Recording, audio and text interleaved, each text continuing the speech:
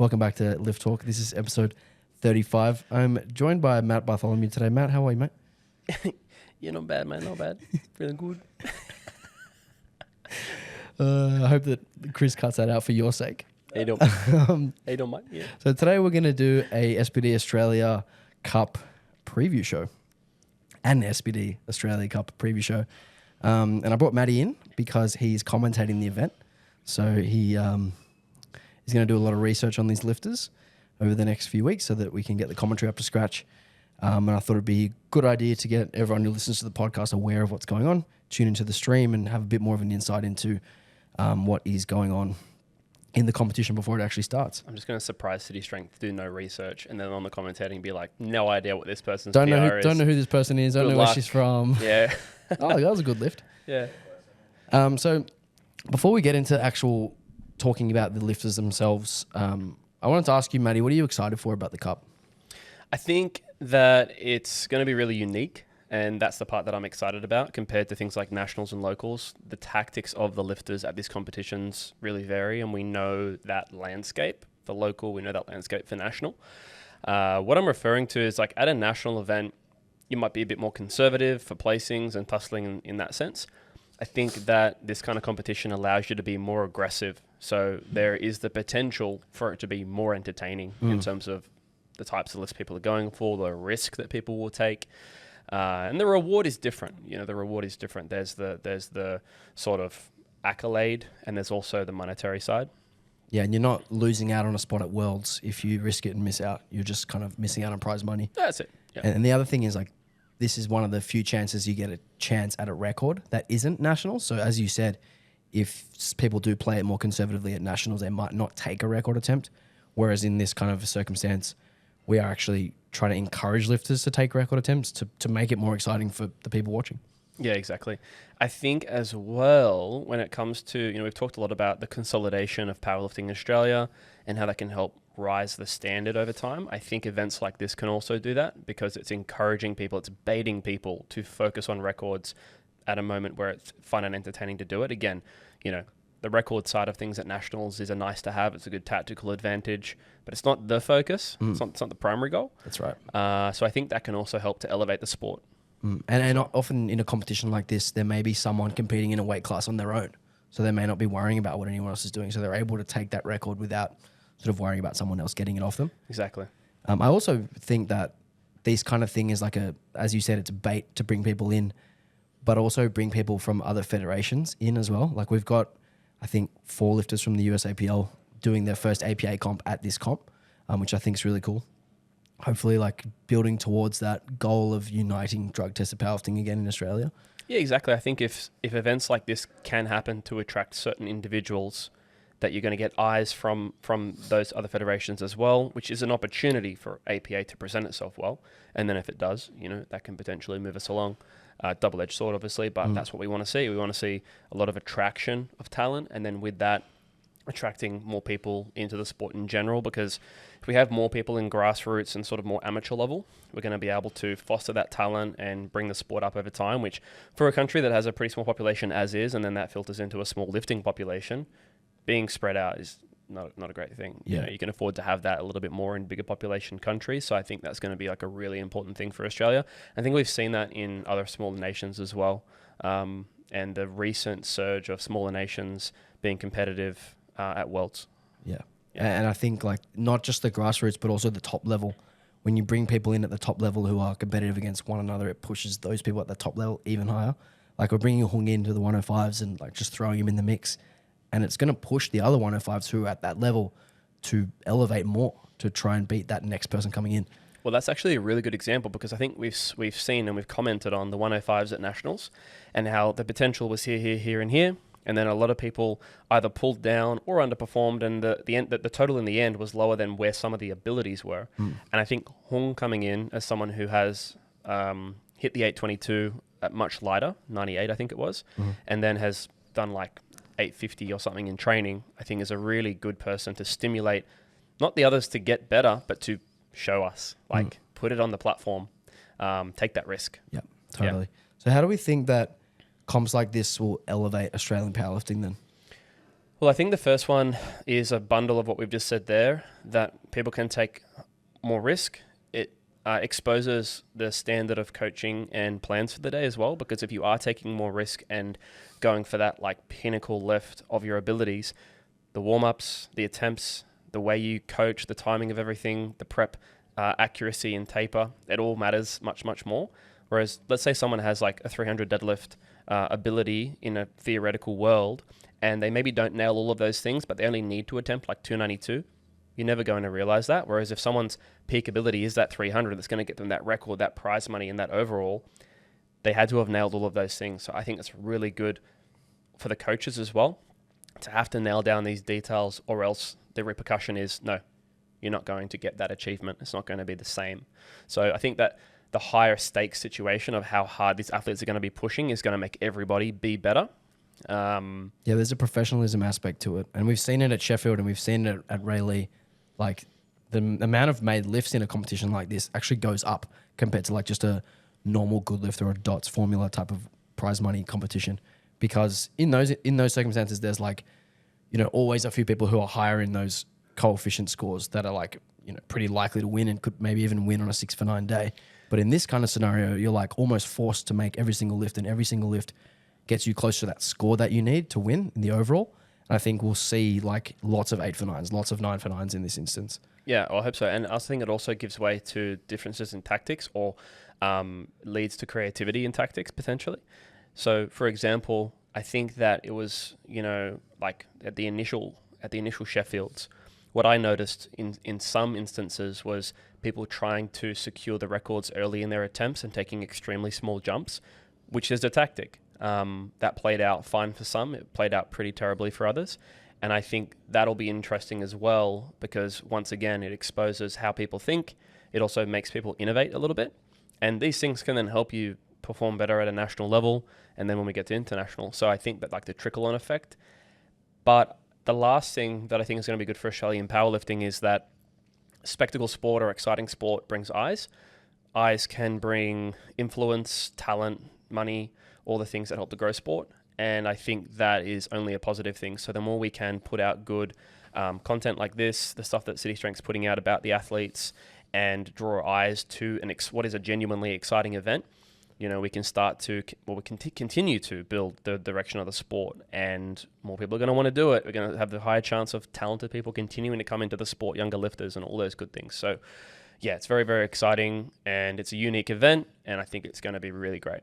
I think the last point that I have there, which I think like a competition like this is really unique in, is that it attracts lifters to weight classes that may be sort of a bit lower in the standards for the records, and elevates those ones. So, we'll talk about some of the lifters who are going up or down weight classes to sort of target those quote unquote weaker records, which brings up the standard of everyone. So like this year we might have a winner in a weight class that's, a lower relative record. And then next year they won't have the ability to do that because those records will be elevated by this competition and then nationals again. So it like kind of evens out the playing field a little bit, which I think is really cool. Absolutely. And I think that records and things like qualifying totals are both things that people look towards, and it's kind of like the 4-minute mile idea or 10-second 100 idea of knowing or thinking where the barrier is, and then as those things elevate, we see it a lot, in the international the barrier platform. moves, yeah. Exactly. So I think that's a really healthy thing, and like what you said, more opportunities for lifters to maybe take what might be deemed an easier weight class, elevating the record. Now all of a sudden that weight class has to think differently about what are you aiming for? Where's the standard for you now? And then, we're going to see that roll-on effect. So I think it's great. The last thing I want to talk about before we go into our preview show is during the invite process, John and I were kind of rushed and we didn't really have a way to like create a ranking system. And I was doing some thinking about how we could create an actual ranking system. And this is the idea that I have now. I'm not entirely sure if I'm going to run with it, but this is where my head's at now. It's a combination of the lifter's percentage of the total record in their class plus their GL score to give them a third number. And then we'll rank the lifters in that third number. John wanted to call it the Hayes coefficient, but I'm not sure how I feel about that. But essentially, like what we're doing there is we're getting these two variables, which are the main two things that we're looking for a competition like this. One, how competitive is this person within their weight class. Like, are they close to 100% of what the total record is? And then the second thing is, how competitive are they on a coefficient score? Like, how competitive are they overall? So are they someone who's really, really high in good lift, but maybe not quite up to the record, but still, like, when you balance those things out, still quite high? So that's where my head's at right now with developing a ranking system. I'll input some numbers into a spreadsheet and see how that actually plays out. But yeah, that's where my head's at for that. Yeah, I quite like that. I think that because the concept is unique in how it's scored, the way you bring people in probably has to be unique as well. And I think that looking at the current weight class that person is in as a percentage of record is important. But as we've noted, people are moving around. So it being the only thing kind of takes about that idea that you could change and make a choice and potentially do really well in a different weight class, but be discounted because maybe you're not at the record for this. Or it's nice. It's a nice way of sort of balancing it out to have that second and third number. Yeah, I think with all coefficients, there'll be particular outliers that don't quite make sense with the formula. There's always gaps. But the other thing that I wanted to kind of put in was like a cap on the number of lifters per weight class, so that, you know, if this formula for some reason spits out 7 lifters in one weight class, like, that's not really what we're after for this competition. We want like people from varying weight classes participating. So I think the cap would probably be 4, which is just the most that we have in this competition as well. Sound. All right, so we'll do the women preview first. So initially we had invited lifters from all 8 weight classes. We had a few turn back invites. We had Shaza Rue pull out, unfortunately, so no 63s. And then we've actually had people move weight classes. So we've actually now only got lifters in 4 out of the 8 weight classes, which I think is not exactly what we were after, but I think it's going to make for some really, really tight competition, and it's going to make things really, really interesting because there's going to be more lifters going after sort of the same records, which is cool. So we'll start off with the 52 weight class because Vicky K is competing in the 52 class, usually a 47. And the reason she is doing that is because the total record in the 52s is actually lower than in the 47. So if she were to weigh in the 47s and total the exact same as if she were to weigh in the 52s, her score would be lower, which kind of doesn't really make a lot of sense. So she's opting to do the 52s. We've also got reigning APA national champion from this year, Xin Liang. We've got from USAPL, Katarini. I'm not going to pronounce her last name. Leave that for you on the stream, Maddie. And then finally, we've got Liz Craven coming down from the 57 class in the 52. So those are our 4 women in the 52 kilo class. How do you want to start off by talking about them, Maddie? I think that it'll be good to get some insights. I know we've got the open powerliftings up to look through how these lifters have performed over the last few competitions, both in total and which class they were in when they did those totals, but also in terms of things like made lifts. I think would be 2 really strong insights for us to kind of then continue some discussions. Yeah. So we'll start with Vicky. Mm-hmm. So Vicky's last competition was Worlds. Did not receive a total for bench depth. Bench depth, which was controversial. Disappointing, controversial. Very disappointing. Yep. But her last 3 totals, 400, 388, and 393.5. And that 393.5 is the 47 kilo record. All 3 of those totals are above the 52 kilo record, which is 380. Yep. As far as made lifts, she's gone 7 for 9, then what is that?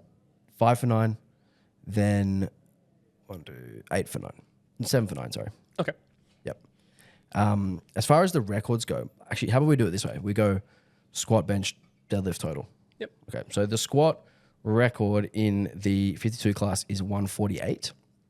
As far as these 3 women who can probably reach that, there's probably 2 out of the 4 who could probably reach 148.5 to chip it. So Kate's best squat is 145, which was at her most recent competition. And I spoke to her recently. She's been doing quite well with squats. So that's, I think, what's on her mind is to get that record.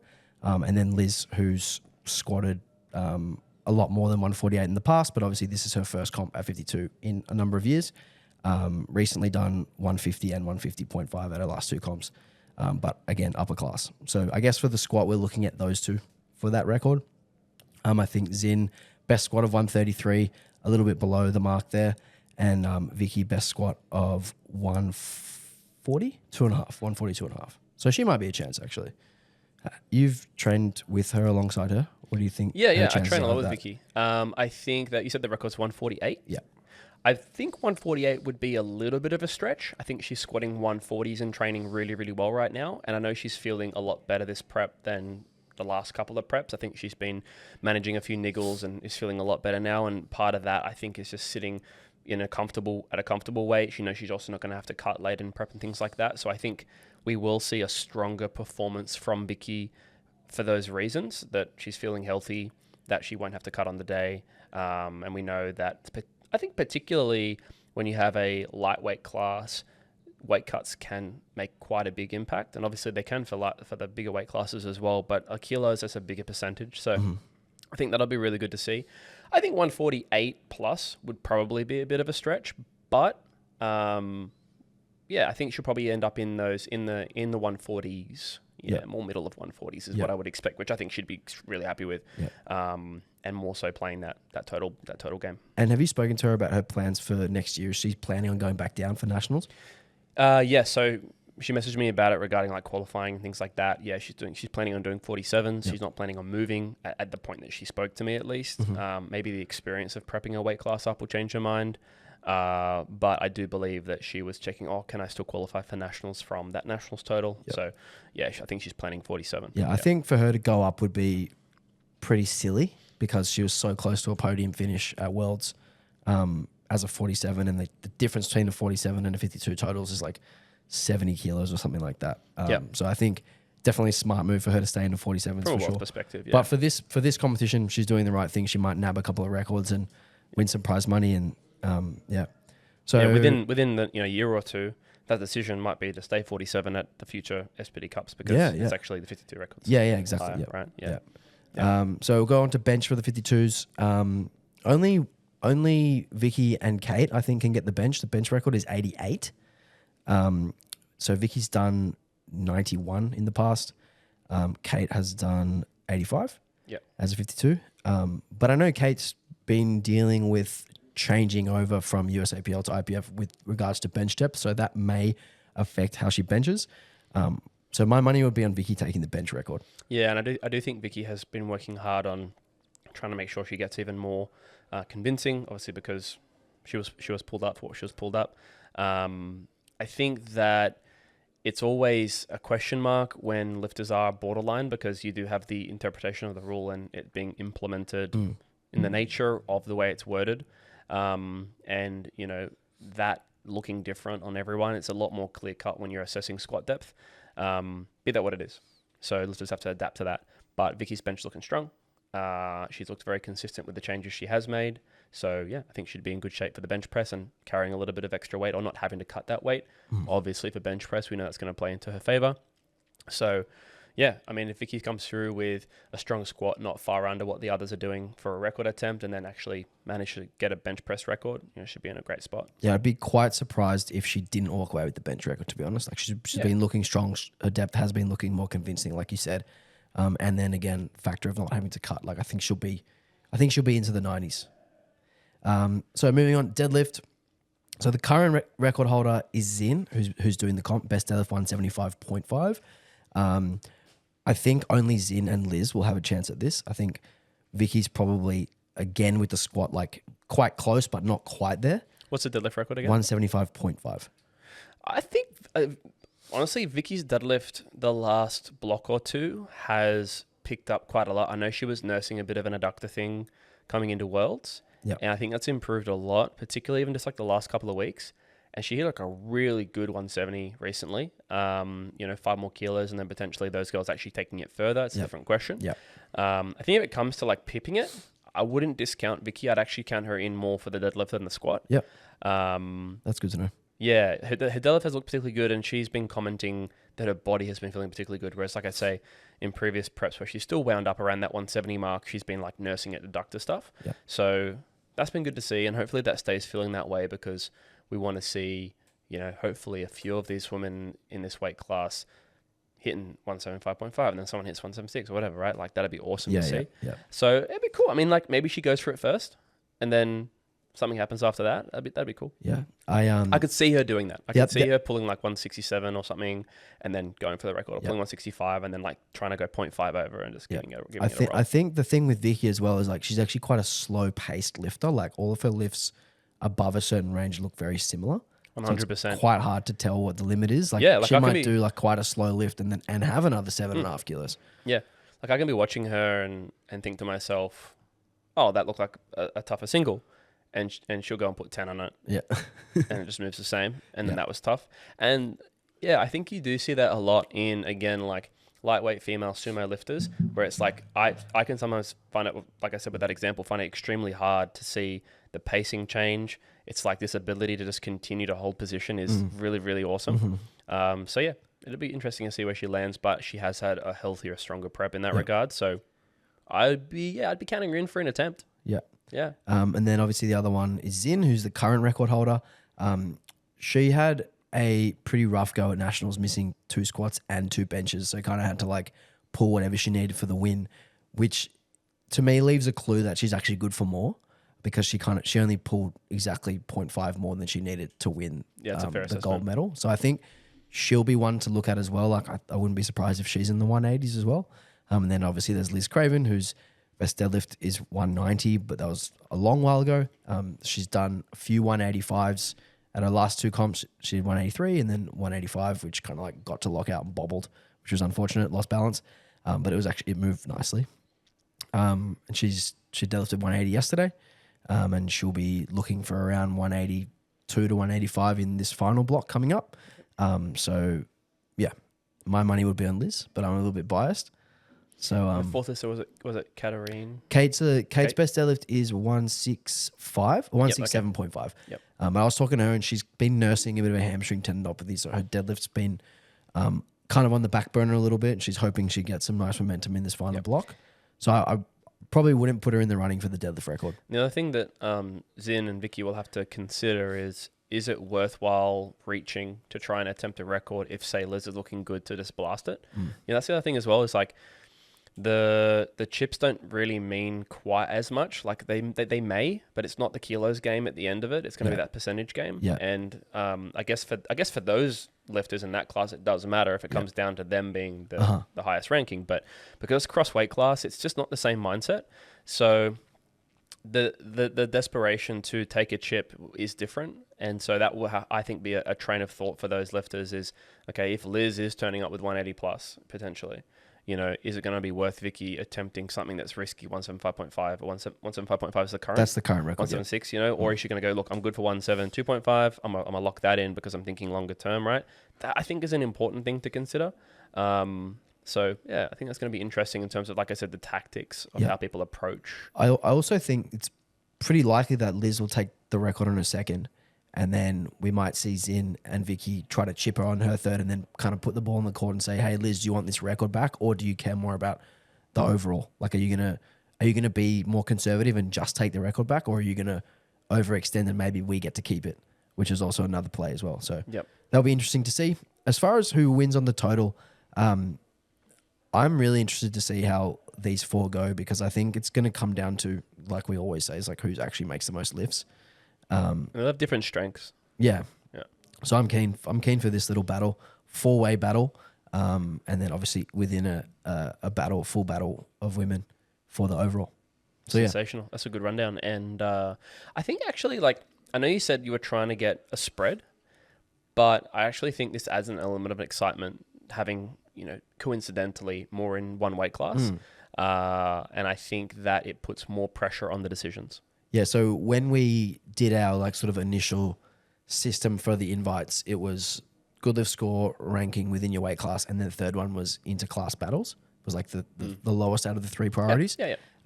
So I think like if we, in this new system, implement like a cap on the number that get in per weight class, we'll still end up with a few 3-way or 2-way or 4-way battles in there, as long as we're not getting like 7. Would you cap, once the invites are sent out, the amount that could change into the weight class, or cap how many you originally invite from weight classes? Yeah, originally invite, because we can't control. We can't control, because we don't even actually know. Like I'm saying Liz is doing 52s. Like obviously I coach her, but she still has to make it. Yeah. So this is just like any local where they'll be counted where they weigh in at. Yeah. So it's the same rules as Sheffield. So Evie at the first Sheffield, she qualified as a 57, and no one knew. And she turned up and weighed in at 52 and won the whole thing. And everyone was like, what the hell just happened? Different rule set to a world or national. Yes, that's right. Yep. All right, moving on. So we don't have anyone in the 57s because Liz is going down. We don't have anyone in the 63s because Shay unfortunately pulled out. She's focusing on Nationals prep and then ideally Worlds next year. Yep. Which is cool. Totally fair. She said to me, like, if she does 3 back-to-back preps, she'll probably burn out. So Very fair. It's so fair when you know your body like that, and it's actually a really smart decision. So we have 2 in the 69 class. We initially invited Ebony, actually, who's kind of taking a break and going to bodybuilding. So Kate was next on the list, Caitlin Attia. And Brittany Romas is coming down from the 76. So Brittany won the 76 national title this year. Okay, so it's a 3-way battle. It's 2-way. Oh, 2-way. So it's Kate and Britt. Yep.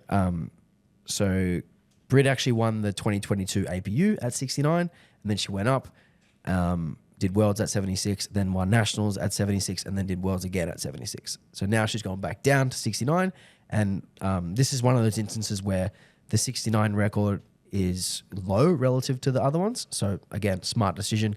Britt had kind of only like half filled out the 76 at this point. So it was, like I said, a smart decision to come down. So we'll talk about the squat first. So the current record is 180. So Kate's best squat, 162.5. She won't go near that. So we'll discount her from that. And Britt's best squat is 182.5. Obviously, as a 76, she's done that twice. One time weighing 73, one time weighing 74. What's her best in the 69s prior? I know it was a little while. Her best in the 69s, I believe, is 167.5. Okay, but that was 2020. That's right. But that was 2022. So that was a long while ago. I haven't been privy to her training, but based on how her stories have gone and how she's talking about this comp, she's strong. So it's a reasonable So expectation. I definitely wouldn't be surprised if she attempted to take the record. Especially because you said she weighed in, 71, 72? She's 73, 74 the last two comps. But I think that's like, have the freedom to eat breakfast and like hydrate Sit stuff. a couple like kilos under that. Yeah. Very mild acute cut. You're good to go. So she posted yesterday actually that she was down to 70.5, which I think was her goal to make it to that point. To then got cut from there. Great. Oh, that'd be so good to see her. What was it? 182.5 was the current record. So 180 is the current record. 180. Her best is 182.5 in the 76s. Yeah. So we'll see how. I would be really surprised if she didn't take the squat. To be honest, take that. Bench again. Kate is miles behind where the bench record is. I believe the bench record is 106.5, and Brittany's best is 112.5. But again, upper weight class. Her best as a 69 is 100. So kind of in the record's kind of in the middle of those two. I think that would sound like she'd be good for going for that as well. Yeah, I think she's recently done 100 for 5. So I think she's looking good for that one as well. Yeah. And then deadlift, Kate's record, Britt's best deadlift 202.5. The current record's 215, which is held by Kate. Yeah, that was mad. So I would be surprised. Is that Nats? Yeah. Yeah. So I would be surprised if Britt was able to take the deadlift record, but again, anything can happen in a comp like this. And Kate is likely going to chip her own record or, add a few kilos to it. So yeah, that's the rundown on the 69s. For the total is 462.5. Kate is 5 kilos off that, and Brittany's best total at 69 is 5 kilos above that. So I wouldn't... Best at 69 or best at 69. 69. And best ever 495, so quite a bit above that, like over 30 kilos above that. So the question for her is how many of those kilos can she hold on to coming down? If she's had a strong prep and, managed her nutrition well, it's reasonable to expect she'll land in a very competitive space from a total perspective. I'd be expecting somewhere between 480 and 490. Yeah. And I think that's just a little bit out of reach for Kate. I think Kate on her best day is probably around 475. But again, anything can happen, like we've said. But yeah, I think because Britt's best is so far above the record, like you said, if she holds on to most of that strength coming down, she's a real shot at the overall. What was the current total record for? 462.5. Okay, so potentially like around 5% above. If she goes, let me do some. If she goes sort of plus, if she goes like sort of plus 20, thereabouts. So if she did 482.5, if I can open my calculator app. 46 is 10%, 23 is 5%.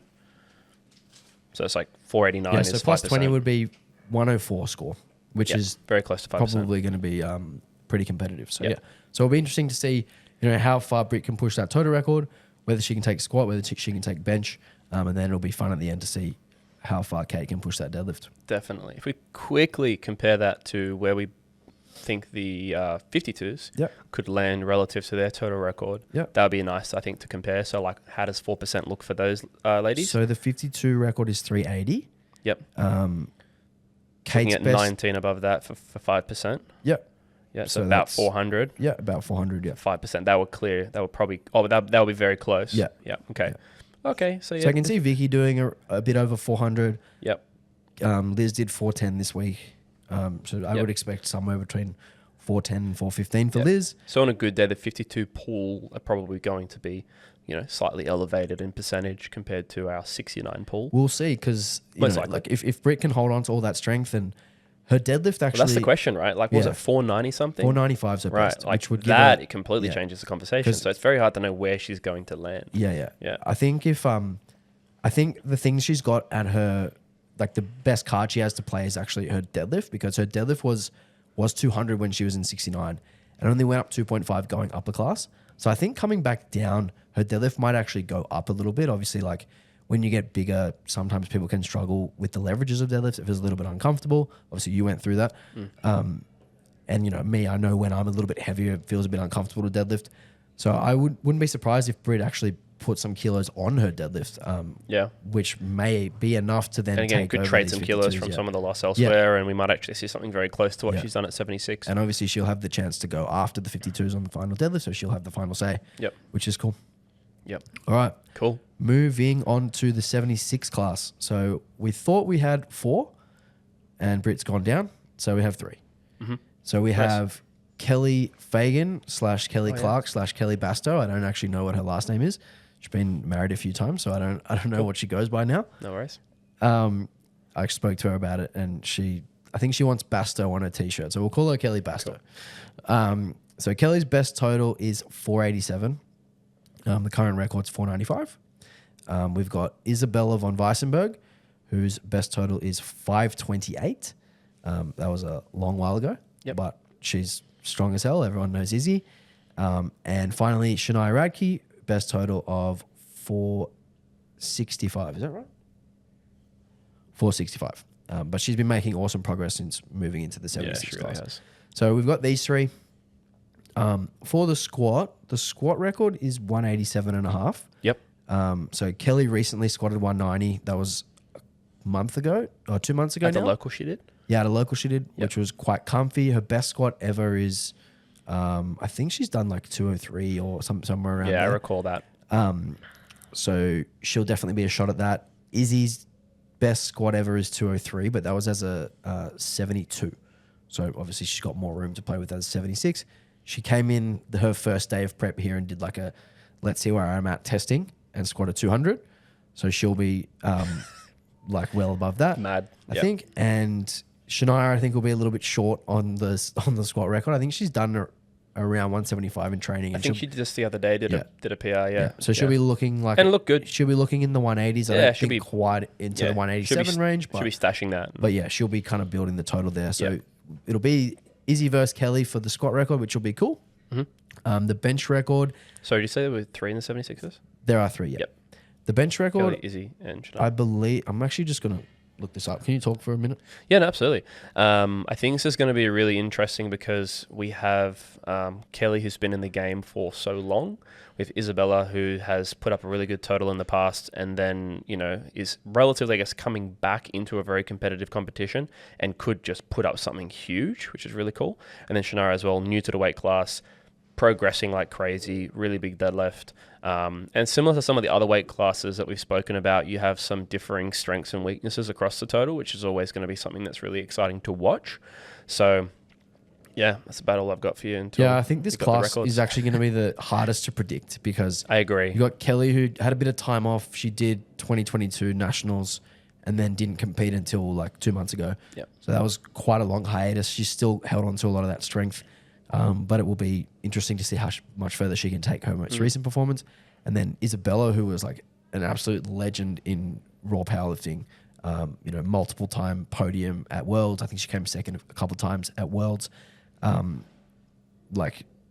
Crazy strong, has had a world record squat before. And the thing about that is, like, you always have that threat of a good, healthy, like succinct prep leading to just an amazing total outcome, because like her strength has been there, and I always say strength is loyal. Like when you get it right, after that point, you can just see that replication or even improvement, you know? So, and because she doesn't post a lot about her stuff, you don't know where she's at. Yeah, and she doesn't actually train the 3 lifts heaps, and she seems to hold on to a lot of her strength all the time. Like she does a lot of machine stuff, she does a lot of bodybuilding, lots of like different training that's not specific. But it seems like that top end is like always actually really close to where it has been. So she's gonna be quite tough to predict, and it could go like one of so many ways. I'm pretty sure that all 3 of these ladies, but I'd be keen to check, have like pretty awesome strike rates in terms of lifts made. They're actually really, really good competitors, make good decisions on the day. I think especially recently with the weight class move from Shania. But what does open powerlifting say? So Izzy's got a lot of like 7s and 8s. Most recently only made 5 out of 9. But that was almost 2 years ago now. And Kelly has a great strike rate. Like she's 8 or 9 every time. So the bench record is 115. None of these ladies are close to the bench, so we won't even discuss that. Just quickly, what was Shania's kind of strike rate? She's in the 7, 8, 9s every comp. I don't see her miss. She'll be high strike rate. And then the deadlift record is currently the standard, which is 210, and I think they can all go well over it. So it'll be really interesting to see, like we spoke about with the 52s, whether they are jostling for the record or whether they're actually jostling for the overall. As I mentioned before, Izzy did her little like where am I at testing, and I'm pretty sure she pulled 220 or maybe it was 225. Mad. I think it was 220. And Love it was nice. It was hard, but it was nice. Like it was 3 white lights, like smooth. That's so cool. So I wouldn't be surprised if we see 225, 230. And I'm pretty sure we've seen 215 from Shania. She had an attempt at 213 and a half at Nats, which was like maybe like 5 too heavy. That was to try and beat Britt. Try and pull for the win. And then in training, she's done like 210, 215. I think she did 210 or 215 recently. So I wouldn't be surprised if we see 220 from Shania as well. And then Kelly's been, upwards of 205, 210, like in that 205 to 210 range for a long time. What's it that states in Newcastle where Shania pulled 200 for the first time?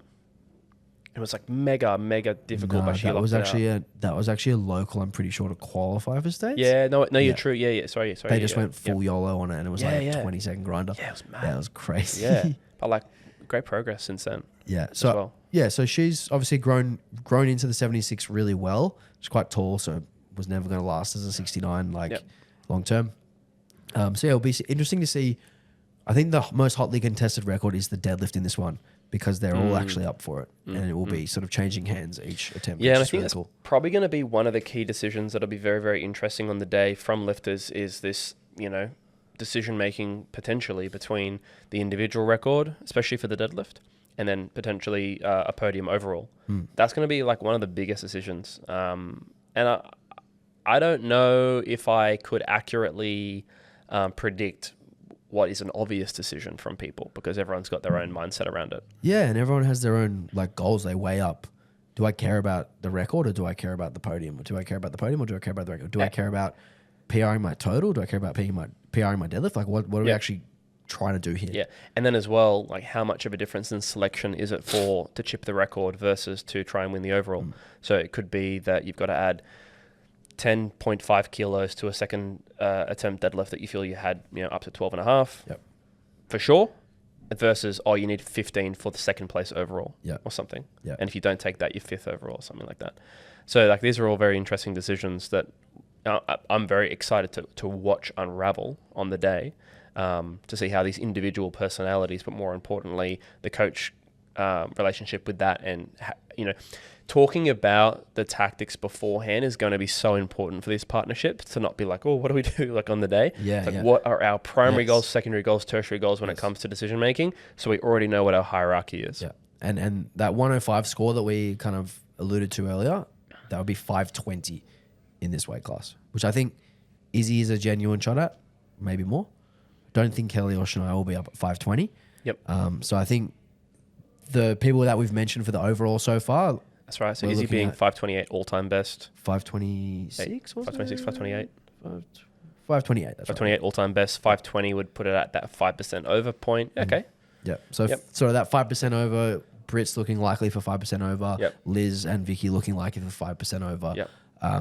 So yeah, I think that it's going to be really interesting when it comes down to final deadlifts, like how close it is. What does it look This like? is all for the theoretical. attempts? Like, yeah, of course. as we know, right? Like we're saying this 5%, like I'll say it, like it Someone probably, could do fucking 9. yes, true, but I think it's likely it probably winds up like 2-3%, Yes. right? Like in those sorts of things, because some people are going to reach too hard and whatnot. Because again, because it's such an exciting layout of a competition, I reckon there'll be more mislifts than like the average national competition. Maybe I'm wrong there, but like I get that feeling because the stakes are so different. You can be a little more risky. And I want to see that, to be honest with you. I want to see people load some like nutty numbers and get it or just miss it. You know, I kind of want to see those sorts of lifts, especially if the landscape calls for it. Yeah, But I think that's what will make it very exciting. Perfect example is Sheffield this year, Jesus loading 411 to go from 11th to 1st. Yeah. Like I think he took like a 41 kilo jump, like something. Load it. Let's something go. crazy. Like just like, yeah, like what's my priority? My priority is to win. I don't care about second. I don't care about third. I don't care about total record. Just like let's just win. Yeah, it's like that old story from like one of the Expo Nats where someone shifted from like sumo to a world conventional won, right? So like stories like that, and I think that something that I find really exciting about events like this is hopefully giving opportunities for those sorts of things to occur, because it only happens in those like real do or die moments, and the sport needs to provide those do or die moments. So I hope to see lifters be a little risky and try some crazy stuff. Yeah, that's what I'd be really keen to see. I mean, you say that you think it might end up like 102, 103. I really doubt that for this one. And the reason I say that is because some of these records are still standard. Like there's still that no one actually holds a total record in the 69 or in the 52. Like they're the standards. Yeah, and because So we I are think- talking about quite a few people, Yeah. we're not. Yeah, I think can hear that you on in that. the yeah. 52 and in the 69, we will have 5% or more. Yep. And then in the 76, if Izzy has a great day and close to her best, or maybe even more than her best, you know, we'll see that as well. Yep. And then finally in the 84s, we've got maybe the best head-to-head of the day. We've got Yanni versus Beth. Obviously, two really close friends. They've competed against each other before, but not for like 6 years or something. Yeah, So since sub-junior times probably, or maybe I think early I junior think Beth times. was still a junior, and I think I think Beth was still a sub-junior and Yanni was a junior, or maybe like Beth was 1 year out of sub-juniors when they last competed against one another. Yep. Obviously, Beth had a longer hiatus. We had her on the podcast to talk about it. I think she had 4 years off competing. And then Yanni sort of stayed outside of the IPF, and now she's finally back. She did bodybuilding for a bit. She had bodybuilding for a bit. She had cancer. Like, anyway, What's happened? So And they were 84 plus back then when they were competing against each other a bit, and now 84. No, they only competed against each other in 84. Yanni's done a few Oh, true. 84 plus comps just for like, because she sucks at dieting. Shout out Yanni. So Diet starts tomorrow, right? yeah, legit. Diet starts every Monday until like it's 1 week out, and then you're fucked. Anyway, we won't talk about Yanni's weight today, but it's not good. we won't talk about it, but let me just say one thing about that. Yeah, it's the only thing I'm saying is it's not great. So Beth's best total is 530, which was 2023 in April. So last year, about sort of 18 months ago. And Yanni's best total is 535, so just 5 kilos above what Beth's is, and that was done in June. So a bit more recent form from Yanni, although Beth has been looking really, really good in training, and I'm really excited to see this one. What squat did Beth do on that total? At the 530, Yeah. she did 197.5. Yep. Yeah, but the bench was only 120, and she's benched Yep. I think 135 or 132.5. And I feel like that is probably one of the bigger question marks in regard to that total, but maybe, you know, of recent days. So how many comps, tangent, how many comps has Beth done since that 530? She's done 2. So she did And a she's 500 Yep. where she hurt her knee like that week. Yeah, I so she recall. only squatted 171 Yep. and still hit 500. Yep. And then the following comp, she did 510, which was nationals. Yep. Missed her first squat on depth, so retook it. So Yep. conservative third squat, missed a almost 5 kilo jump on bench. Yep. and then made 3 deadlifts. Her third deadlift at 210 was actually quite easy. And last question, what did she deadlift on the 530? She deadlifted 212 and a half. Yeah. So that's actually her best. That's her best squat, bench, and deadlifting competition all on the I same think day. bench moving, deadlift being in form, and squat hopefully returning to best form would be great to see. Yeah. And you'd see a really amazing total there. Yeah. And so if we're looking at the records there, the squat record is still the standard. It's 190. Best obviously done 197.5 a while ago. She's definitely a chance at around 190, 195.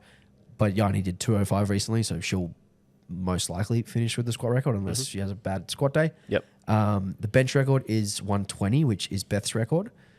I fully expect Beth to be into the mid 130s. Yanni benched 117.5 at her last comp. She's done 120 a few times this prep and 125 as well last week, which is good. We'll see how that holds up with the cut. But I'd expect to see her in the low 120s, like 122.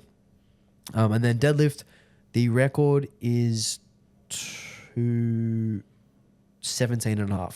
And I expect they'll both be a bit above 217.5. Yanni recently did 212. Beth's best is 212. So yeah, we'll see a dogfight for that deadlift record as well. And training wise, I get the feeling that Beth's had good momentum with the deadlift. I get the feeling like it, from the tone. Yeah. Was Yanni actually in the 84 class for that 530? 535, yeah, she was. Yep. Sweet as. So went through the cutting process there, all went well. Yeah. So she's actually in the same spot she was with her body weight this time as last comp. So we're actually recording this at 4.5 weeks out. It's going to be released at like 3 weeks out. So we're kind of talking from the past here for those listening. Whoa. We're talking from the past. So the total record's 510, which is what Beth total. You realize every podcast you're talking from the past, right? Yeah, but we're like talking from the past. Shut the fuck up, Chris. Fuck you, Chris. Love you, Chris. So yeah, total record is 510, which is below both of these lifters' capabilities. Yeah, 100%. So I think we'll see something close to 550 here. And we're talking 5% plus there. Yeah. 550 would be, I think, about 107. Yeah. Because the 5% is like 25.5 kilos or something over 510. Yeah. 535.5. Yeah. So these two will both be probably getting all these. I'm being super confident. There's someone at home's like, it's so wrong. Yeah, Matt does not have a calculator on hand. Bro. Yeah. What's wrong with this guy? Yeah. So I fully expect both of these two to be vying for that podium, along with Isabella, along with Brittany, along with Liz and Vicky. I think that's kind of our sort of top 6. Yeah. Oh, sensational. I think that the moves we've seen between weight classes all make sensational. All make a lot of sense, and that it's exciting to see the tussles in the weight classes, and that we are going to see really similar over the percentage, which is the whole idea of the event. So I think it's all played out really nicely on the women's side. Yeah, I'm really excited to see the records kind of rise together. Yes. Because like right now, like we've spoken about, there's lifters going down or going up to sort of target those weaker ones, and we'll see that we'll kind of have quote unquote standards that are a bit higher and like kind of make the sport look better and look more professional and make our federation look stronger. And it also, I think, is cool because then at nationals, it's less of a gift sitting there for you to chip. And that when you do, because the idea of achieving a record and getting in a chip advantage is that it's quite hard to come by. Yes. Whereas like it's not been that way with standards, which is natural. So I think it puts it into the records into the place they should be, which is that they're rare. Yep. And when you do achieve them, you gain an advantage because they're extremely hard to come by. And I think it's actually really like a real positive that some of the records are actually still standards, because it means that they weren't actually broken at nationals because there wasn't anyone at that standard. Oh yeah, it's I was the one who did the research for the standards. Yeah, you're great. And like, thank you, thanks.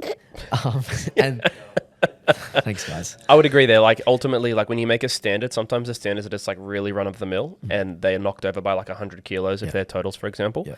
So yeah, I agree. Like some standards still sitting there means that they were reasonable. Yeah, and I didn't. Yeah, what I really didn't want, because when we set the standards up, it was so close to nationals. It was like, hey, here are the standards. Everyone's like, a few weeks out from comp.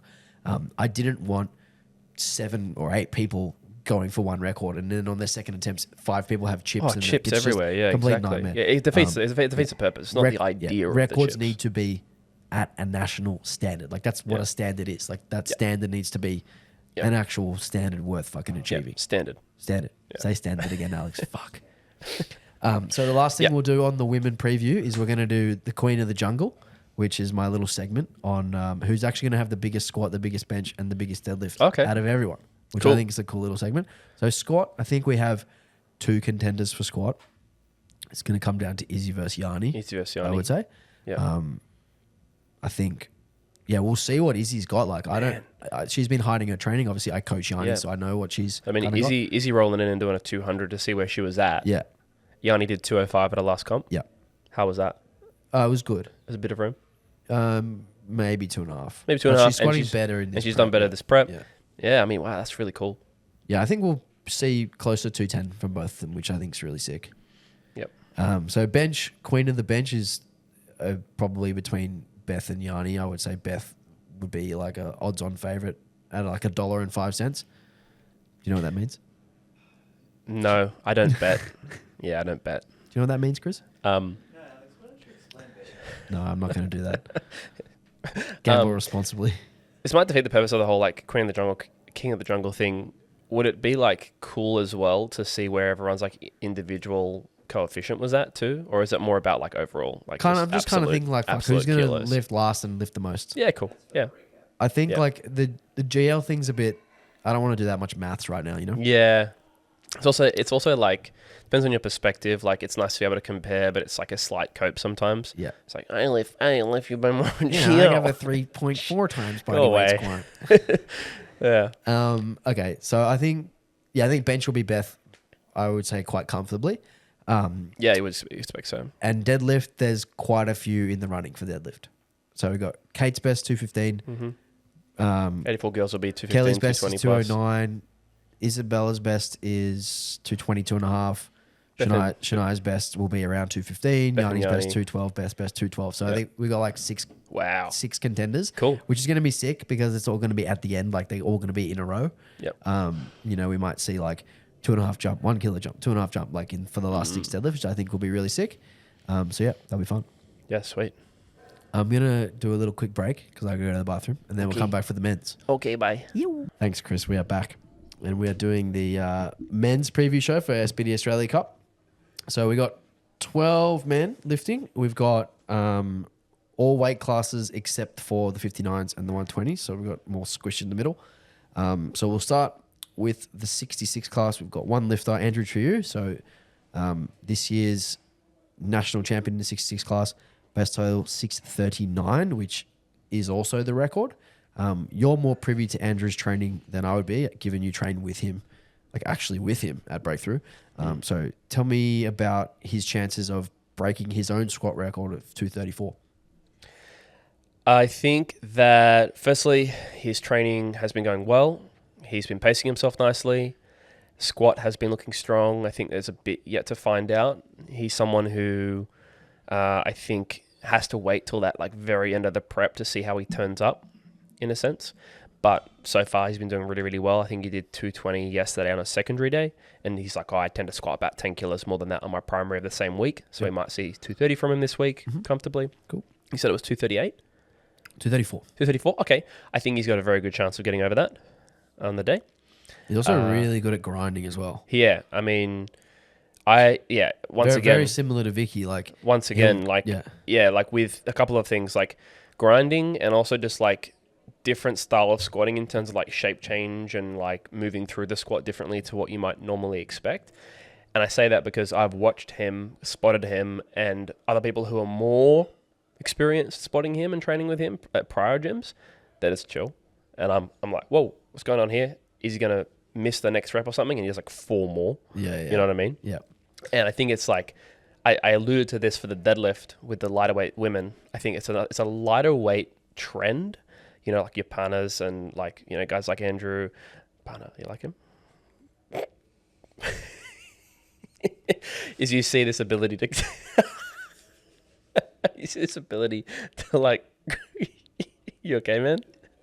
You see his ability to like grind through lifts a lot. That really startled you, eh? I was like, whoa, I'm getting fucking called out here. So long story short, his squat's looking really good. And I think, he'll definitely show up with the ability to chip over that. Cool. Yeah. So yeah, we'll be looking at Andrew for the squat record. The bench record is Yuki's at 160.5. Andrew's best 147.5. So Yeah, probably won't won't be looking at won't that. go near that, but he'll be looking to add kilos to the total. Obviously, Yep. he'll need every kilo he can to get his score high enough. Yeah, and he has been looking good on bench, but yeah, he won't be pushing. Yeah, I've seen 140s and 145s and stuff from him already. So yeah, he's looking good. He's been And moving deadlift, nice. his best is 260. The standard on the record standard is 265. So I'd be pretty surprised if he didn't attempt it.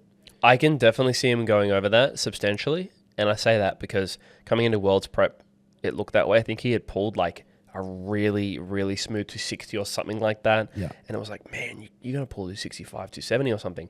And then it didn't really show up on the day for him at Worlds. Yep. And then again, this prep, he's been looking really, really good. So the other day he pulled 250, I think also on a secondary day. Classic, just like high intensity approach again for a lighter weight guys. Blows my mind. Pulled 250, looked like he had 5 to 10 in it on the secondary day. So yeah, he's coming in. Cool, yeah, Yeah, because it's gonna be he nice. has pulled 260 in the past. He's attempted 266. Obviously, he only needs 265 to set the record. Like, he doesn't need to do any more than that. But he can take any 0.5 kilo chip over that to perhaps, like, get his total score up high. Oh, is it a enough for the standard? overall? Yeah, it's Yep. 265. So you yeah, match it's a it. standard. You match it to break Yep. it. Yep. So yeah, it'd be really interesting to see Andrew. I can't imagine he'll do like, into like the 660s or anything like that. So his overall score may not be super competitive with the other guys, but it'll be cool to see him push that total record because it's already quite impressive total record for that class. Yeah, and that's the reality. I think he gets that. That's the mindset coming in. It's someone who has recently pushed that total and they're not going to put 20 or 30 on it, and you just have to accept that and keep moving forward. He was speaking about a weight class change in the future to me. Go up. Yeah. I don't know exactly when that'll be. I think he'd like to maybe get another Worlds in or something like that if he can win again. But he was starting to speak about 74s a little bit, just a conversation. Yeah. Not sure the timing exactly on that, but yeah. Yeah, it is quite a big step up from 66 to 74 in Australia. Yeah, I think as well, though, he's such a strong guy at 66, and he's actually quite a long sort of 66 in terms of like his legs and his squat style. Pause. Bruh, get your mind out of the gutter. So, like, in terms of his leverages, he's got long legs, and so I think if he does fill out into the 74, I think you could see quite a boost from him. Yeah, of course. Yeah. And he's already like super jacked as well. So like Yeah. that helps as well. Is he? I don't know. You tell me. Andrew's very handsome. He's a good guy. Very handsome, good guy. He's a All right, teacher. moving on. 74 class. We've got one lifter. We've got Kian. Tell me about Kian. This one is like, for me, probably the most like interesting because he doesn't really post much of his training and he is looking really, really strong in the training that he is posting. The Nationals performance he had, he actually missed all of his thirds and he still came in with 713 at 74, which is, where are we? Which is 23 and a half kilos below the record. Had he made all his thirds, he would have been right there for the win, like right there for a chance. So looking at his history of competition, he's actually made huge progress recently in the last few meets. His comp before Nationals, he did 675 and then he did 713. So, that was with a few missteps. And he was planning. Yeah, and I'm something sure he much was bigger. planning in the 730s. Obviously, right? So he's one to look out for. That's kind of, I think, flying under the radar a little bit. So the squat record is 283.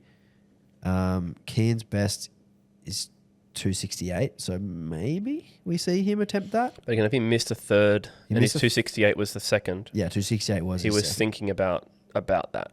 Well, probably. His third was 271.5, which he missed. So very small jump. In reality, he ended up attempting 271. But I mean, if you're planning 268, I would hope you were aiming for 278 or 280, something like that.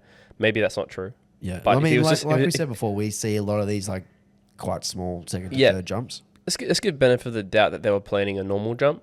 We might actually see something like that. Yeah. And now that the record is so high, there won't be that sort of like enticement to kind of go after the record on your second, which right? we see. On Yeah, your so, second, exactly. Yeah. yeah, so we'll see how he goes. I think he'll end up in the 280s, which would be really cool. Yep.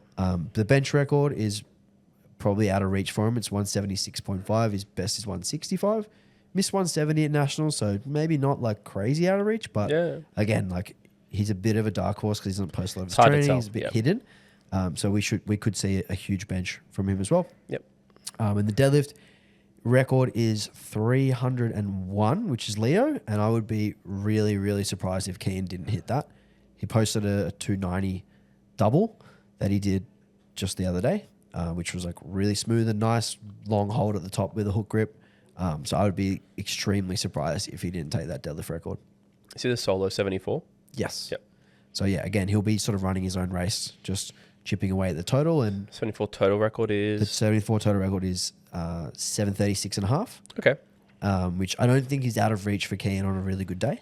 So we may be expecting him, similarly to Andrew, to potentially pip the total, but not by an awful lot if he has a great day. Yeah. Yeah. I think on a really good day, Keane gets close to the squat, close to the bench, takes the deadlift and the total. Takes the total.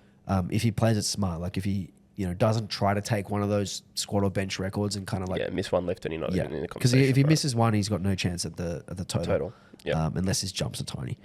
But yeah. Anyway, moving on. 83s. Got 3 blokes in the 83s. We have James Lee, Kana, and Emilio. Total record is 776, which is Kana's record, with a pretty easy deadlift on that day. Yep.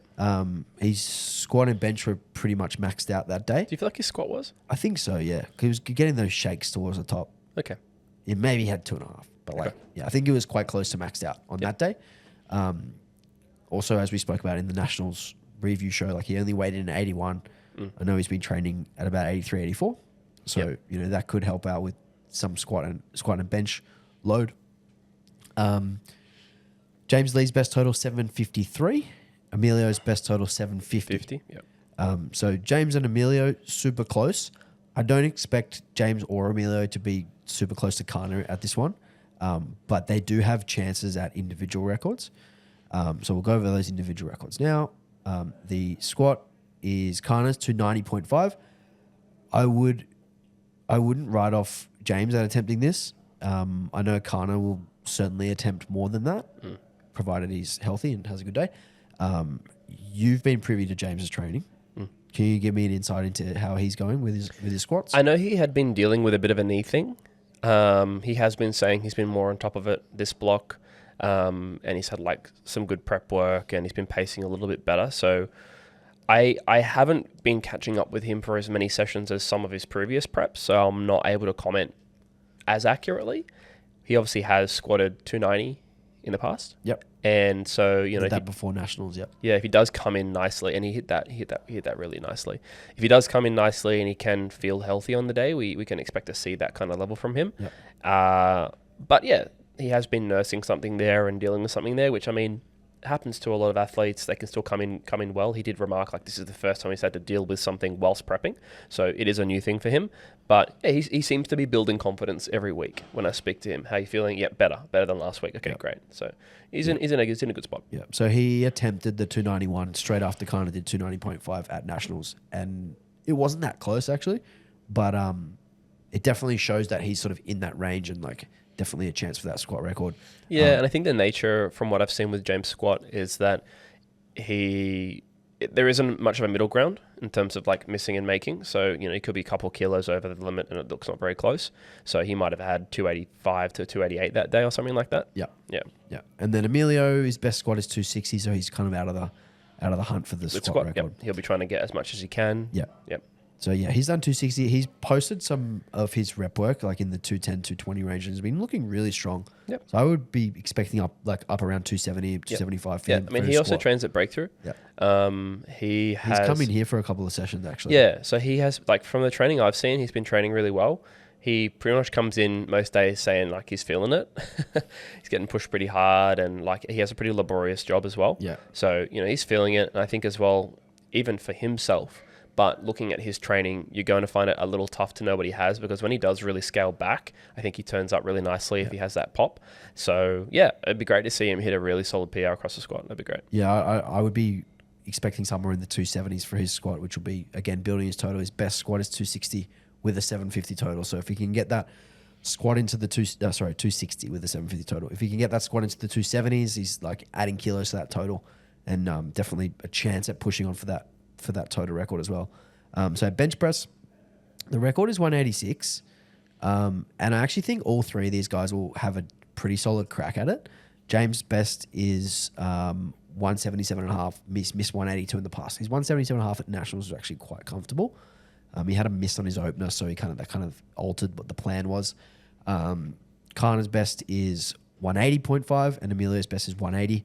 So they're all sort of within sort of 5 to 7.5 kilos of that record. Who has the record? Jonathan Caruso, bench 186. Yep.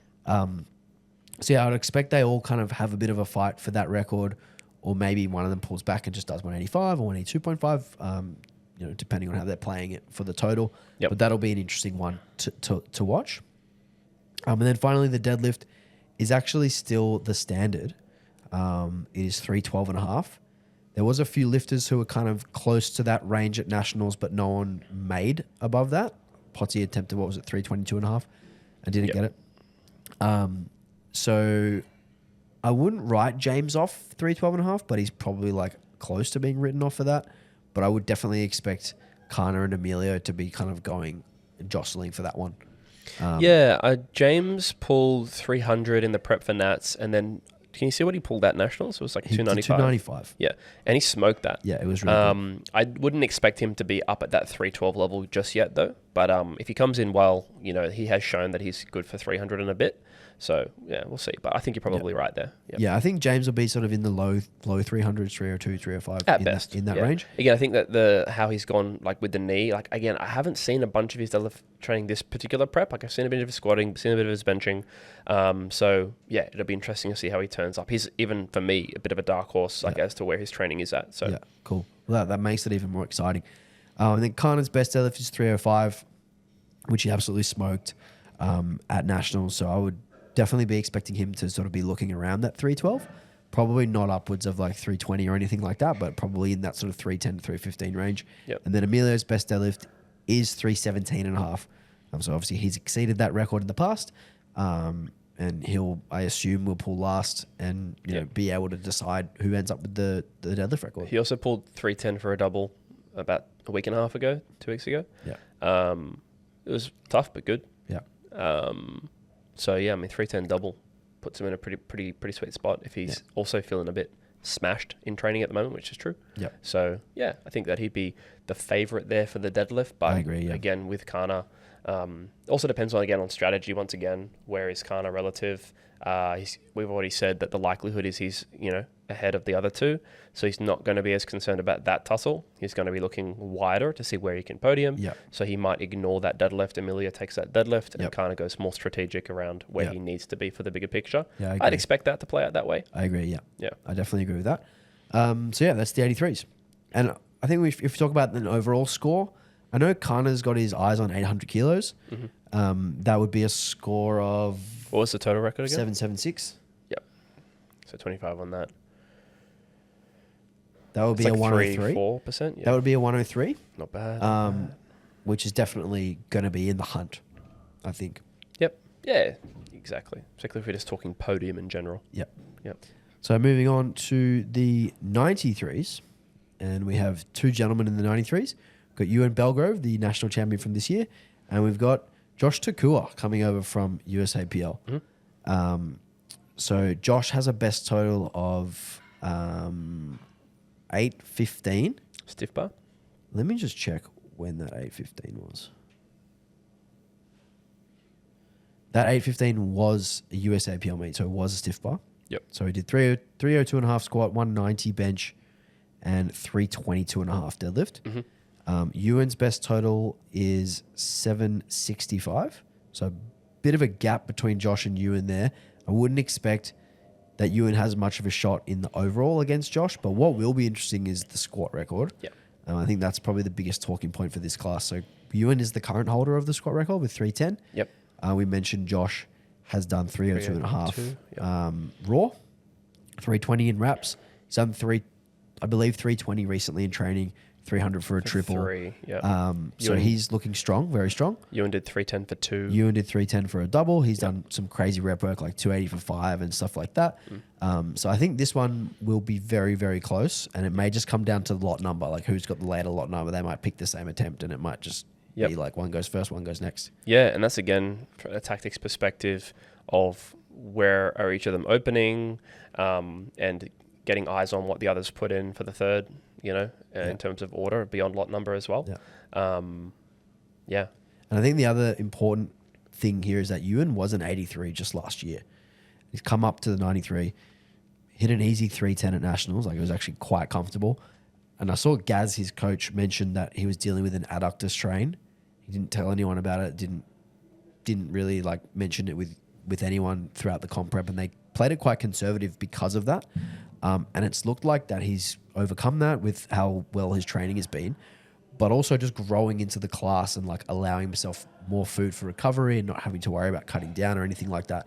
I think we're going to see a monster squat. Like, I think we're going to see 320 plus from both of them. Yeah, I would agree with that. I think the only thing I find hard to read about Ewan's squat is that, to my eye, it can look easier than it is in reality. Yes. That suddenly, say for rep work, like suddenly it's like, oh, it's over.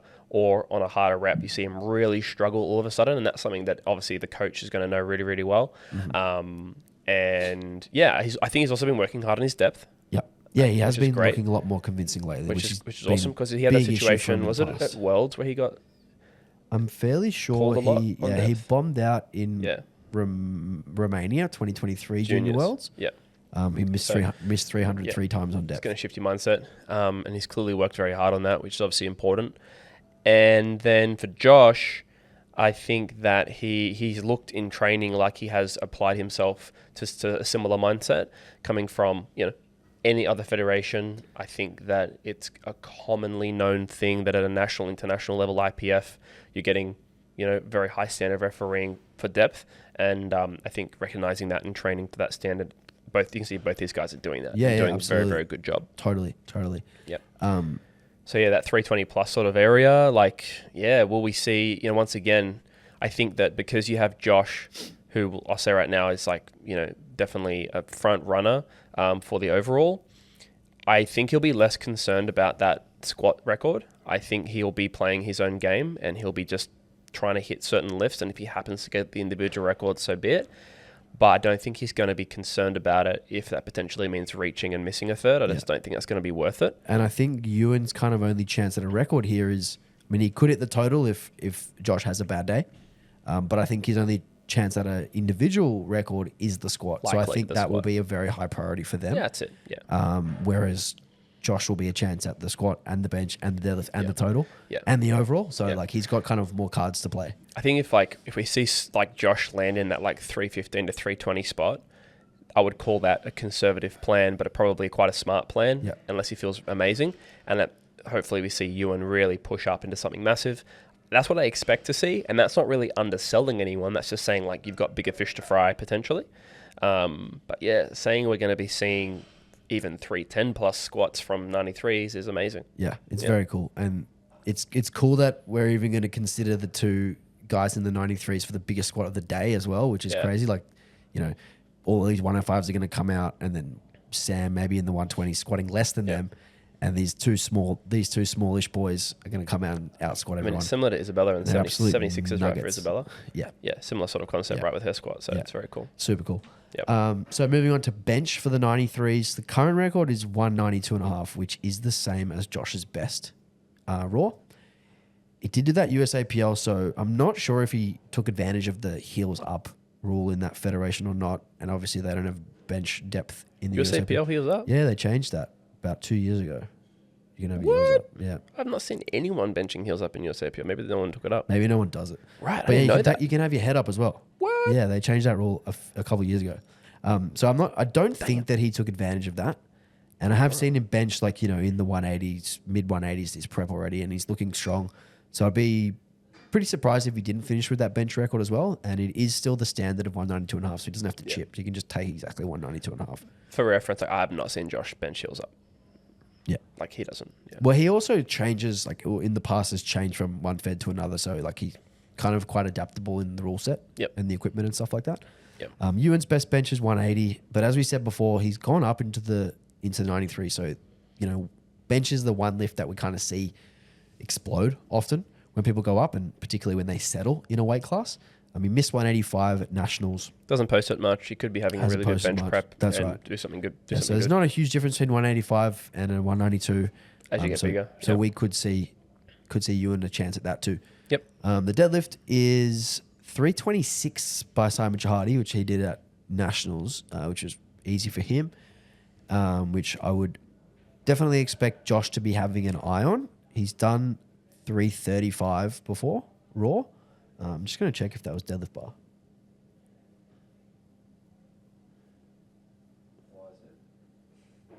Hey. I can't even find it. Dun, dun, dun, dun, dun, dun, dun, dun, dun, dun. Lobby music. It's all right. Doesn't matter too much. It says on here that he missed 335, but then it says on the top that his best is 335. Yeah, Anyway, right, okay. He's at least done 322, 325, 327. Yeah, I've seen him pull 330 plus. 320 countless Yeah. times. Yeah. Deadlift bar, stiff bar. He does at times seem to have an easier time with his lockout for the heavier deadlift bar stuff. But I still think that he has a passable lockout most of the time on his stiff bar, 310s, 320s, and things like that. Yep. I'm really interested to see where he's going to land with all of his lifts, to be honest with you, because it has been a minute since he's been in an IPF competition. Long time. But he's got so much experience. He's super strong. And we should also talk about, Josh is an actual legend in powerlifting. Yeah, He's exactly. Yeah. multiple worlds competitor for New Zealand. Yep. Moved to Australia, kind of bounced around federations a little bit because of all the nonsense going on in Australia. Yep. But now he's back and, hopefully committed to going to worlds and stuff and Yeah, repping absolutely. Australia, which is sick. So yeah, I'm just eager to see where he lands because he's obviously so strong. He's done some tremendous training lists. I think maybe different to the standard that'll be required on the platform. Like say some recent squatting he's done where I think he squatted like 330 or something like that. I can't remember exactly what the number was, but I think he's clearly gone, yep, okay, that's a gym lift, and he's assessed the standard needed, and he's lifting a little bit less. Yeah. But like we said, still landing probably around that 320 plus mark if needed, and might take a little bit less for the overall game plan. So yeah, obviously the priority there is the total because the total is what determines the overall placing. And as we said before, Josh is going to be looking really good for that overall. Yeah. Even if he were to just match his best total of 815 raw, that would be a score of 30 up. It's like 3.5 to 4% up, I think. It's like 780 something. So it's a 103.8. So that would be. Hey, I am a calculator. You don't need a calculator. So that would be 103.8 if he just matches his best total. If he beats his best total, he'll be looking into the 104, 105s. Yep. Which I think will be very competitive in this men's field. Yeah. All right, moving on to maybe the most definitely the most hotly contested weight class, the 105 boys. We've got 4 boys in the 105s. And they all have the same best total of 822.5, which is also the record. Now, we saw Michael and Tom kind of pull down a little bit at nationals. Yes. Before that, I'll actually mention who the 4 people are. So we've got Michael Rand, we've got Hung Fan coming over from USAPL, we've got Yanni Muselis, and we've got Tom Chaplin. Yep. So Yanni did 822.5 last year at States. Yep. Then Rand pulled exactly 822.5 on bodyweight. I was coaching him. Chaplin did 822.5 at nationals. He went first. Yep. Rand matched him on bodyweight, and then Sam Forsberg came in and matched him on bodyweight. Yep. And then Hung, that actual same weekend of nationals, did 822.5, but weighing 98.5, I think. 98.9, yeah. Yeah. So all 4 of these boys, exact same total. On his second deadlift. Yeah, he Misses third. misses third. Yep. So all 4 of these boys, exact same total, and definitely under different circumstances. With, as we said, Chaplin pulling back a little bit, Rand pulling back a little bit. They probably did have a little bit more. Rand just competed at Worlds and did 820, so 2.5 off that, missing a 12.5 kilo jump on his final deadlift, which literally slipped out of his hands right at the top. So, yeah, let's talk about the squat first. Mm-hmm. So the record is 312.0, which is Murdad, who was around, I think he totaled about 812. So he was right, very, very close to these boys. Yep. So Murdad with a 312.0 squat. So of these boys, I think the only one with an actual legitimate chance of that is Yanni. Really? Of doing 312. Tom?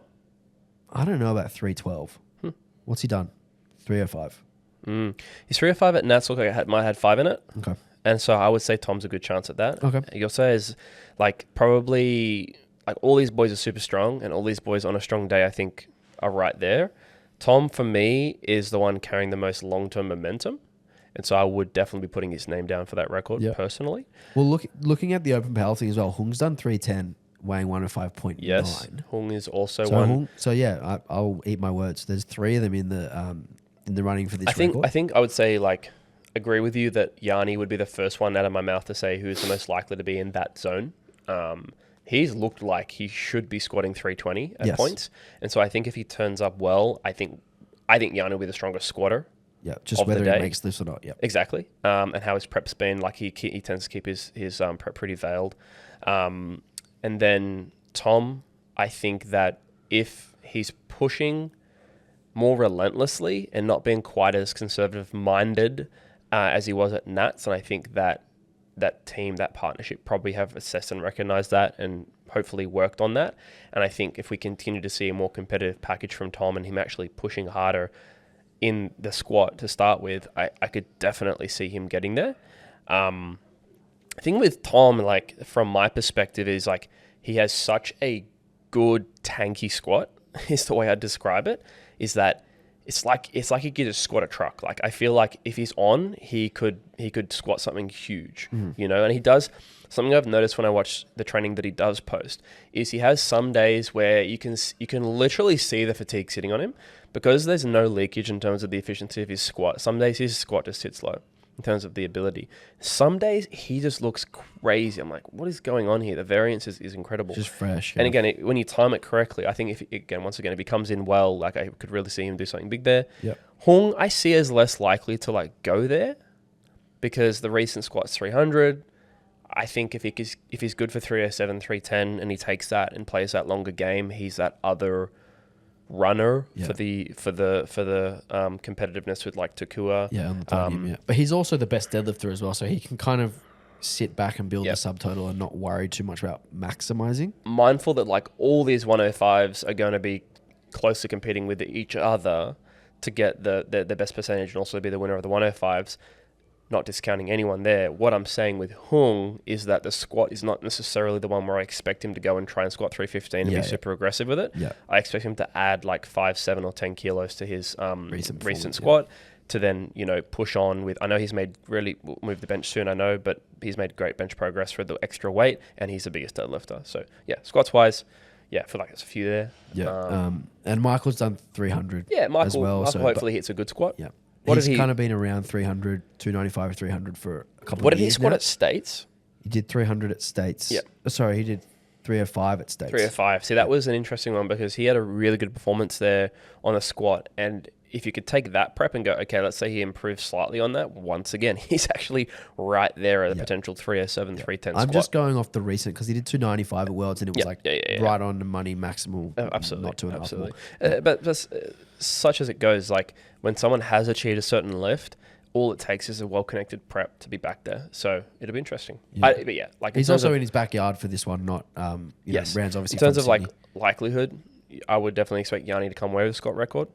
I expect Tom to be above the current record, but just below Yanni, and then Hung to play his day on squat and move on, and hopefully we see make an equal PR from Michael would be great. 305 would be awesome from him. It'd be cool if they're all around sort of within 10 kilos of each other right at the start, and then it's that'd be sick. Yeah. So moving on to bench, the current record is 205, which is actually still the standard. So they would only need 205 exactly to get this one.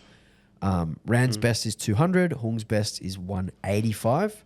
Yanni's best is 202.5. And Tom's best is 202.5. So we've kind of got 3 contenders for this one. I would kind of put Hung to the side on this one and say that it's the other 3 boys contending for this bench. I agree. Yep.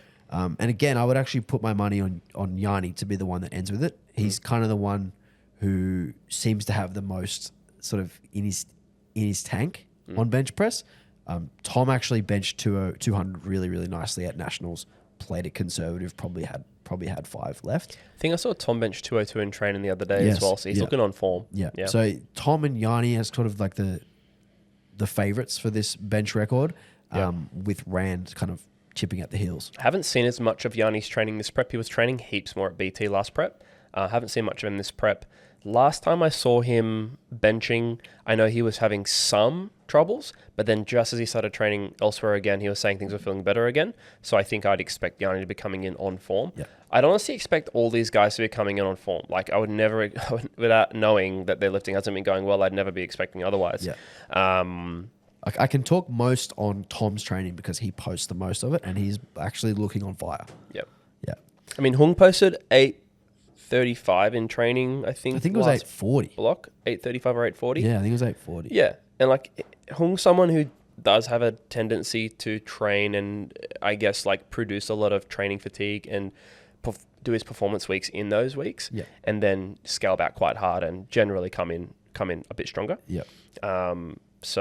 But yeah, exactly. You can only really comment on who's posting. Yeah. And Michael doesn't post much. He just memes Yanni. He actually also doesn't even on Instagram. He memes Yanni, man. Yeah. That was so funny, that whole thing. It's funny seeing the boys go back and That was forth and classic. playing around with each other. Yeah, but Rand, the way Rand trains is actually quite similar to Kana in that like it's volume work up to like the final block, and then it's Top one sets. block of top sets. Yep. And so it's quite hard to gauge where the predictions are Can be. this early. So yeah, we'll see how that goes. Yep.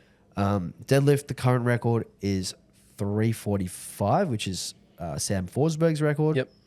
Legendary lift. Rand missed this at Worlds, so he's certainly in the running. Hung has pulled 345. He's his best in competition. I think he's done 355 in training. 55 in training. Yep.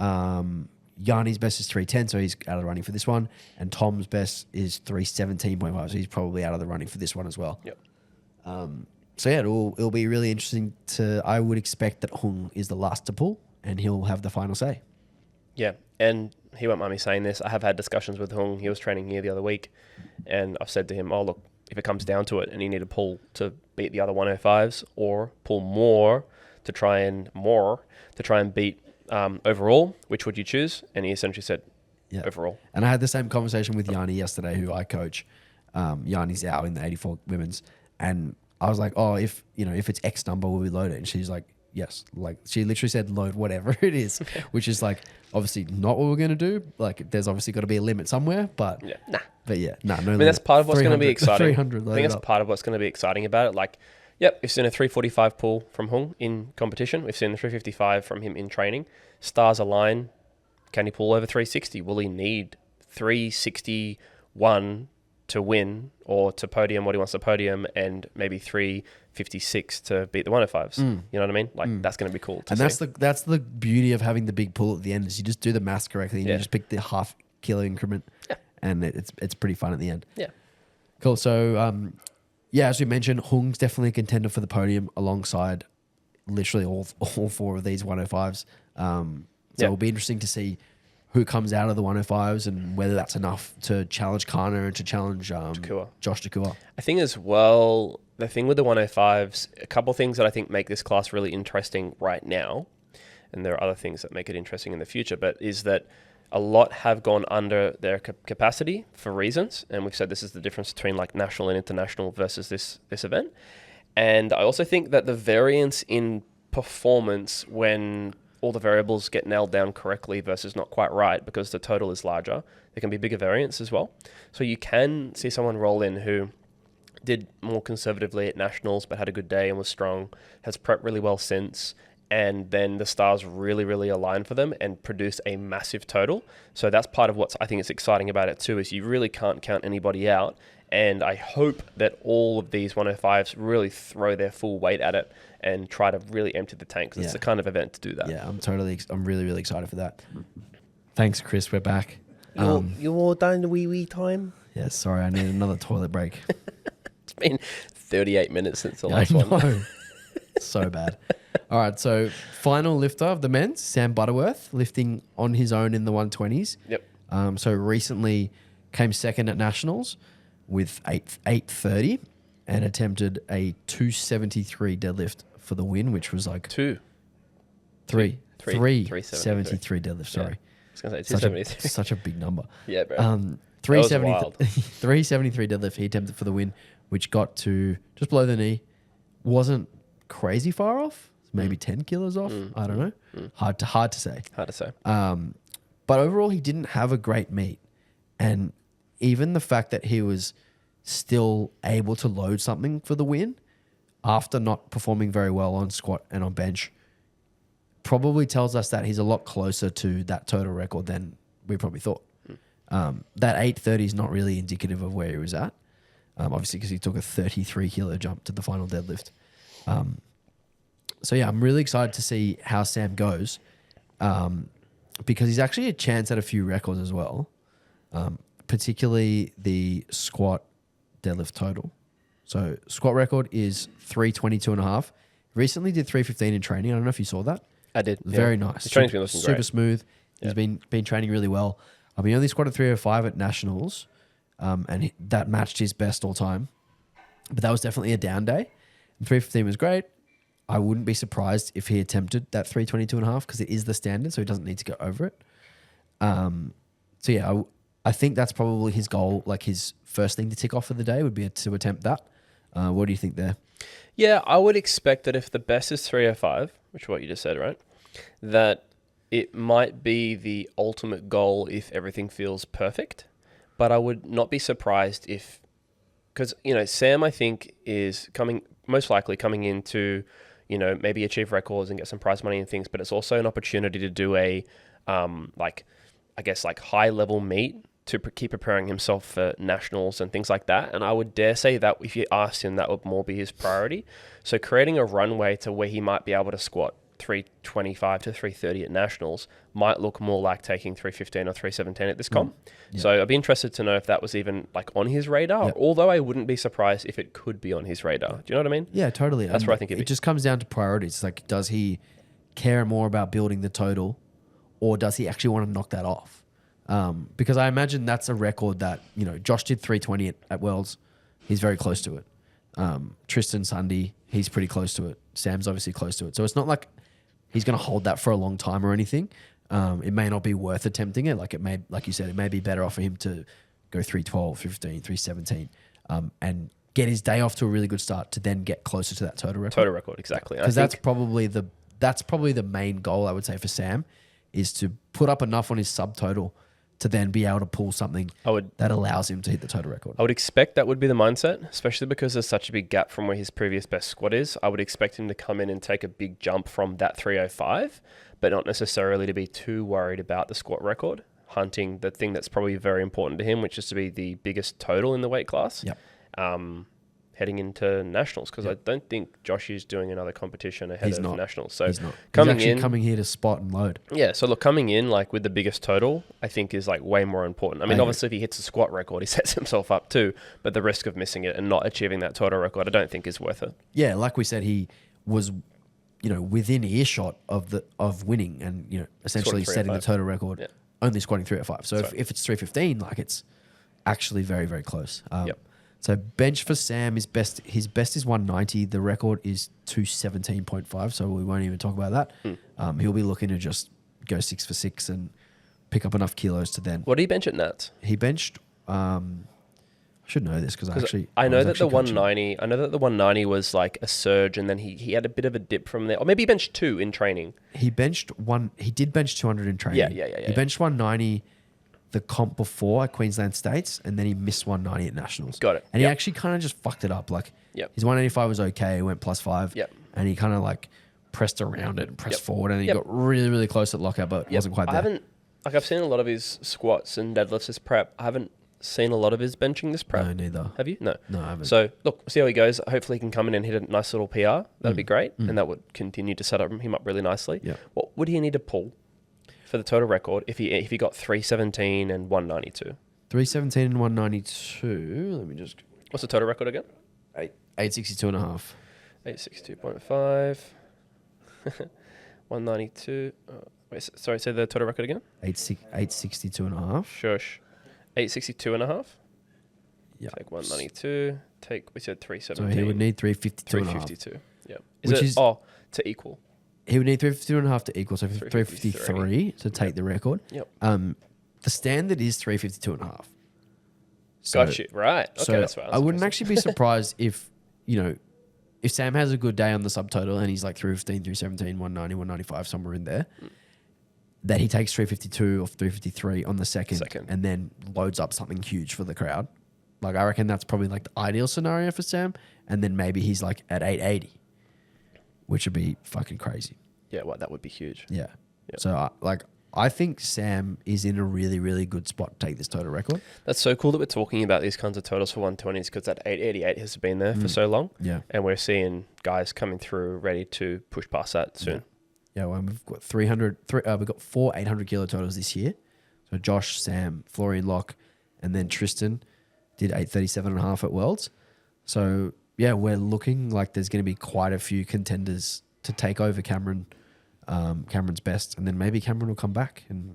What year did he set that in? 2016. 16, I thought and he was a junior. That was a junior world record. That was in Christchurch, wasn't it? It was, yeah. It was a junior world record total back then. Self-coached.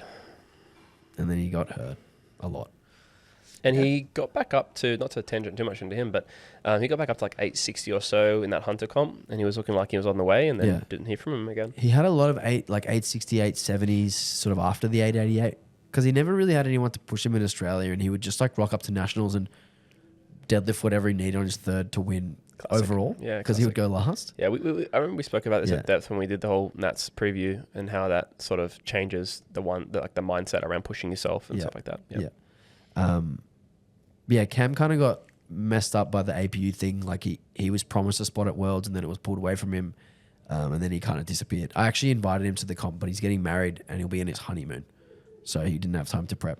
Oh, you invited him to compete? I invited him. Oh, cool. So he did seem really interested, and I think the fact that there's more lifters who are now close to where he is or even better than where he is currently, that may motivate him to give it another crack, because he's a year younger than me, so he's 31 this year. So he's not like so old that he's done.